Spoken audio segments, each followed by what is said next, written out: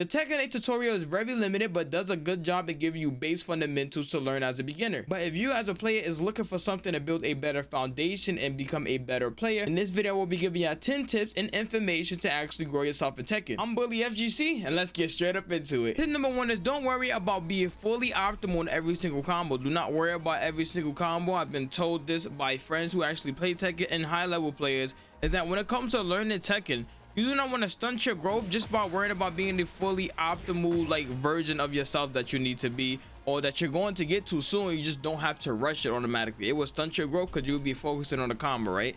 So in the king guide that I made, the beginner king guide that I made, there was a combo that is still very, it's very difficult because I'm not used of doing certain movements.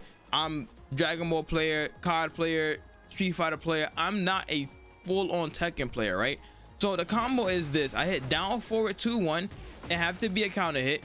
If it's a counter hit, I pick up the combo with the down forward 4-3, and then I hit him with a back 1 and a back 2. Now with this, at the end of this combo, I'm supposed to dash in and side step, jab, and then pick up the throw, or pick up the juggle, which is very difficult to actually do. It is very difficult to do. I give it one fair honest try. It's very difficult. The timing is very weird, and some characters actually don't even get picked up by some of the moves, so it's very difficult. But what I do now is I do this combo, right, and I would end it off with a people's elbow.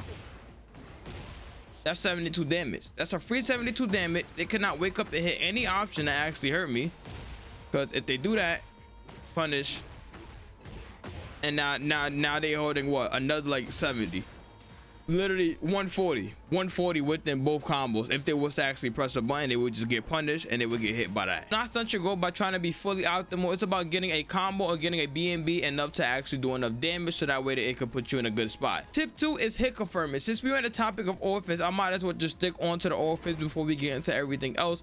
Hit confirming in this game is much needed.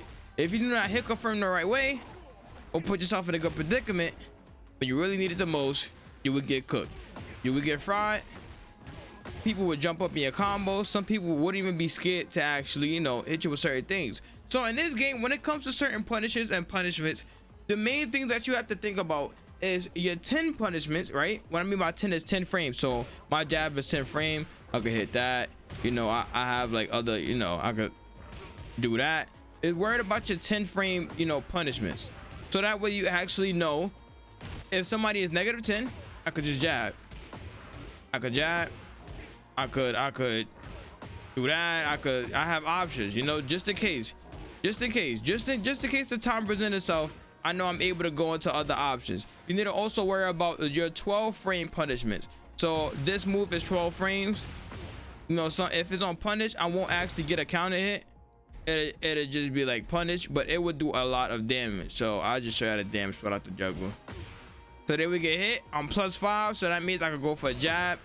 I could go for another back 1.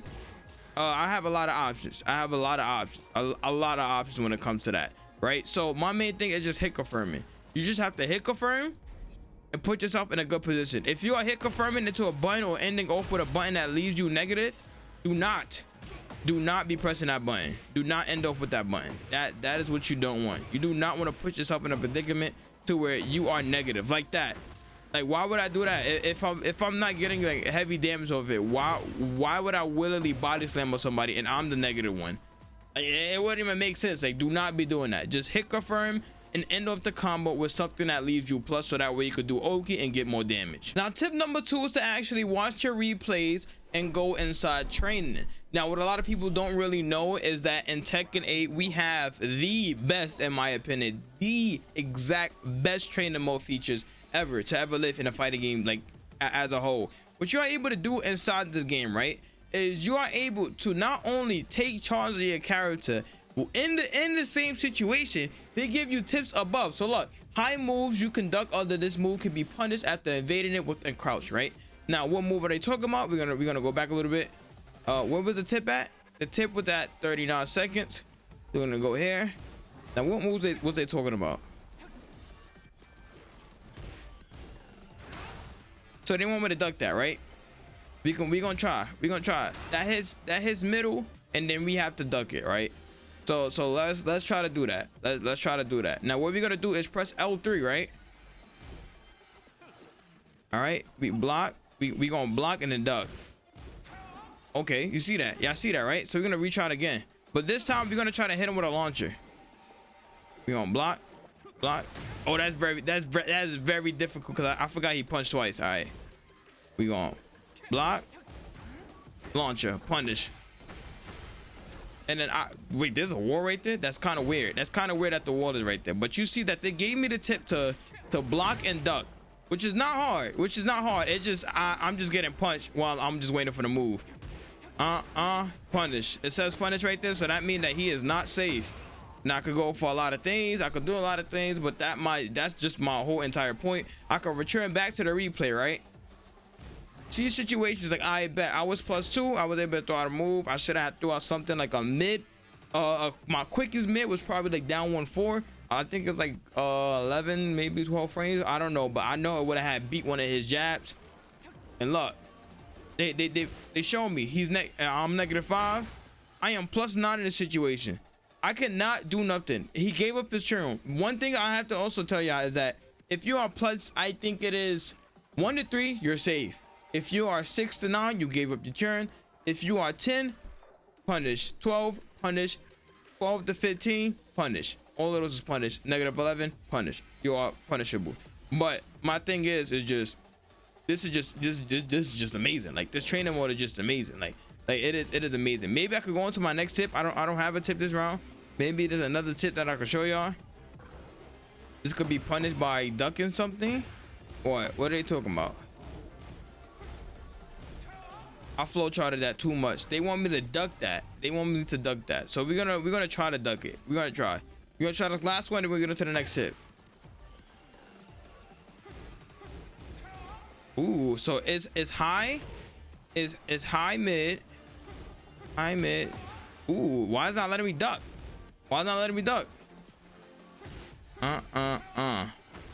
That's not a punish because I didn't roll fast enough. But we're gonna try one more time. Why is it not letting me duck? Y'all see me holding down back, right? Oh, I'm getting hit by the medium. That's why I can't duck. I have to wait. Punish. And y'all should already see by that. That's gonna do like probably like 60. I don't know. But y'all get the gist of that. Now tip number 4 is to watch past Tekken videos. This is very weird. I actually used to do this when it came to Street Fighter, so that way I'm able to learn like certain fundamentals. But one thing I love about past Tekken videos is that no matter which one you look up, they have the same sort of like matchup rules. When it comes to learning certain matchups or learning the game, when it comes to learning against other players, not even just players, just opponents and stuff, there's past things that's able to actually help you in this. This is basically the same form of the game. The only thing that basically changed is the graph features possibly and the heat. Everything else, you have the same rules to apply to every single character. You have to learn matchup rules. Like for example, I play Lee. Two of my friends actually play Lee. So when I watch a past video, it's like if you have a life lead, do not push up on a Lee. You push up on a Lee, you run in the wrong way, they hit you with like I think it's a back 4 or back something, and then you will lose your life lead automatically. They have offense. Their approaching is very bad, horrible. Their approaching is horrible. But when it comes to them approaching you, they have to approach you. You're able to punish them a lot. But when it comes to you approaching them, you rather not do it. Learning certain things like that, learning certain fundamentals from past Tekken videos. Like there's a lot that you can learn from people that uploaded some content to Tekken 7 that actually did a good job at making a video. They will actually explain it well and give good examples about what they actually are teaching, matchup rules, fundamentals, movements that I will be actually get into. But that's just my gist of it. Watch some past Tekken videos. Research some past matchups, so that way you have some type of knowledge, some type of like top 15 moves that you are able to actually use or go and start training with to actually know how to punish some of them. Tip number 5, I have wake up options. You have to really learn wake up options because some options are able to invade and mix up opportunities and get you away from the wall to actually get punished. So to my left, I have written down every single wake up option that it is here, and then we'll be telling you how to actually do it. So we're gonna knock Jack down multiple times. We go down the list. Trying to go with the stand up. The stand up, you gotta press up. Jack will wake up like that. To wake up backwards, y'all should already know. Back, I mean, that's just self-explanatory. Wake up forward. Yo, wait, they don't have wake up forward. Maybe this is wake up forward. Maybe why don't they just put wake up forward? But that is the front row. So the front row is forward. You have to press forward. We have what next? The spring kick. The spring kick is 3 plus 4. So when I knock somebody down, you press 3 plus 4. Spring kick, but it is negative. So very negative. So when you do this, boom, I could easily punish you. I'm gonna try it. Punish. Now you're holding a maximum damage combo anybody could possibly do. And if it's me, you know what I mean? I'm gonna try to jab you to get you to the wall and hit you with mix-ups from there, you know? What else do y'all want?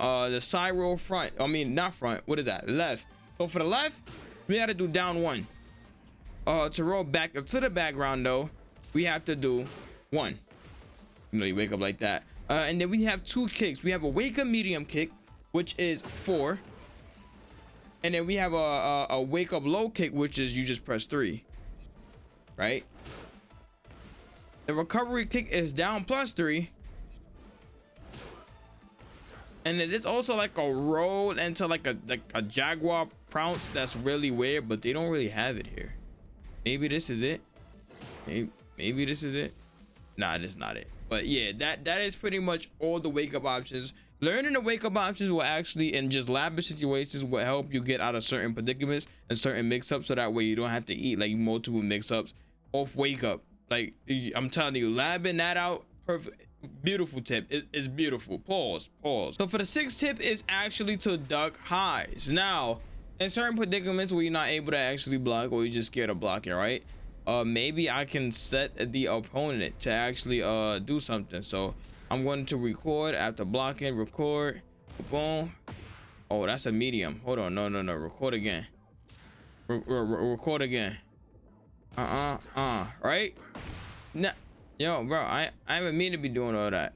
Like, bro, we just recorded. We recorded to set a hit. What is it? Standing punishment. Yeah, we just gonna have that, right? So, will he punch? Okay. So at a certain time, right? If not even a certain time, if I duck certain things, it's an easy launch punish.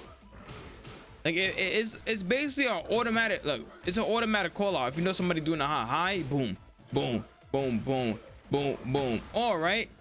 Let's say I punch, right? I have a move to where I'm actually able to just launch people off of this, right? And sometimes it won't punish right there because I duck the high. Now I get a whole full combo off of it. It's just beautiful. It's honestly just beautiful. But ducking lows will put you at such a big advantage, because if you duck lows, you can look and just hit them with a launcher if you time it right. So if they just poking, just duck. From my foot, poking. Oh my god, what is he doing? We probably could duck that too. Oh, we duck both of those. Also delayed. And it punishes, as your quote see at the bottom left, which means that he is not able to recover fast enough, so you get hit by this move automatically. So yeah, duck lows. I mean, not duck lows, duck highs if you are able to. Now for tip number 7, we have movement. Movement plays a big part for certain characters.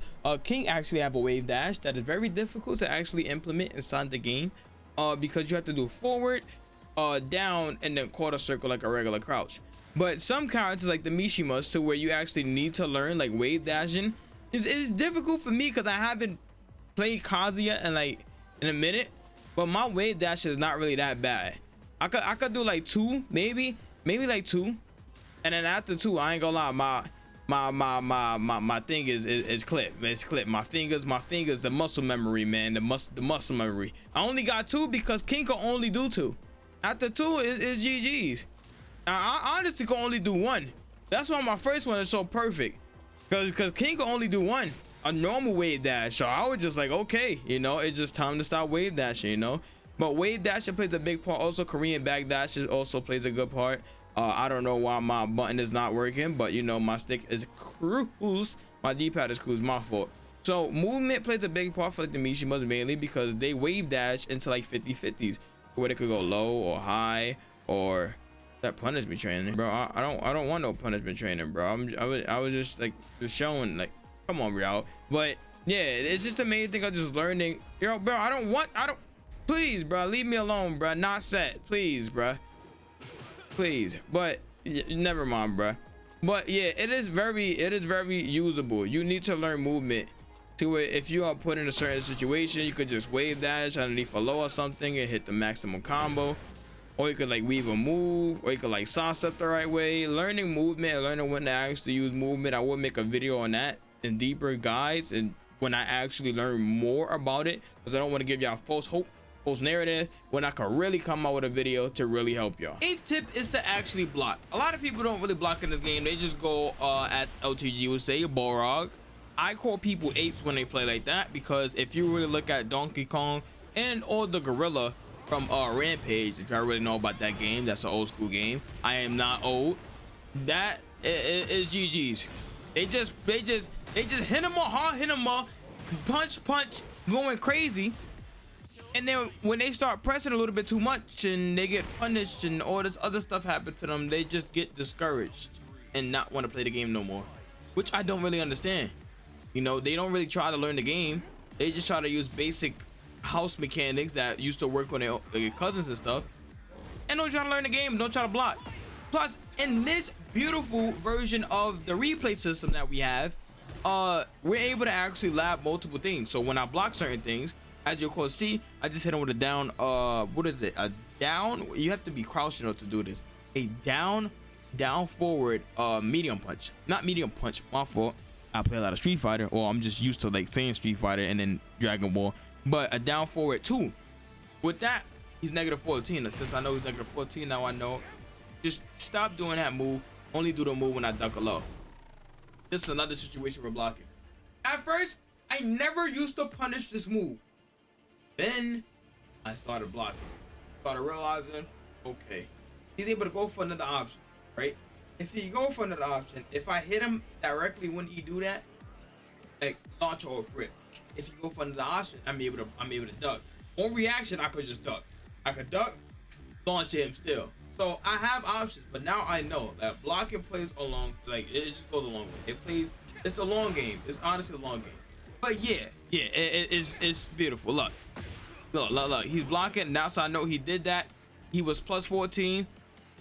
Look, I got scared. I tried to sidestep, but now since I know if he flip over me, do not press a button. You see, like it gives me knowledge. Like really just looking out of his back. Look, he's +1. Well, I'm +1. My fault. Okay. We gonna look. We got our close on him. We're at 0. +9. -13. I gotta stop flow trying that. Went for an overhead. Boom, knocked him down. And then went straight to my ult. But yeah, y'all can see that blocking plays a long way, especially in this brand new, beautiful replay system. Now for tip number 9 is heat gauge management. Now, you're gonna see in some situations to where I'm actually starting to learn the real reason of heat. You're not supposed to use heat sometimes as like a combo extender unless you need to use it as a combo extender, right? Like, look, I use heat right here. I grabbed him. I have heat right now, right? Heat, when I'm actually in heat, if I was to hit a certain move, or if I go into Jaguar Sprint, I have armor. This armor you have to punch, it loses to lows and throws, but if I am fast enough, I'm able to actually clip your low. Now, the only problem is with this is that in heat, you're very you only have 2 options to basically take me out of this form, right? I did not use it as a combo extension because I probably would have killed, probably not. I don't want to put a risk on probably doing something and then I get hit by like a wake up rage art and then like it just go all downhill for that. Y'all already know if y'all play Tekken, it could really go all downhill for that. So I use the heat to actually pressure him to know, all right, I have armor on my Jaguar Sprint. At any moment I'm able to pop my heat if you wake up with something stupid, and you of course see the mix up right here. I am +12. I'm +12, which means I could jab. I go into my back 1. I have options if the person was to actually press the button, right? Even though it was blocked, look, I hit high. Okay, you know, it was just a bad option, bad RNG. Stood up, I didn't actually do it, which I get the gist of it. I'm using heat now to either set my next hit up and or put myself in a position to actually pressure somebody. So and this is what another thing is with the blocking, right?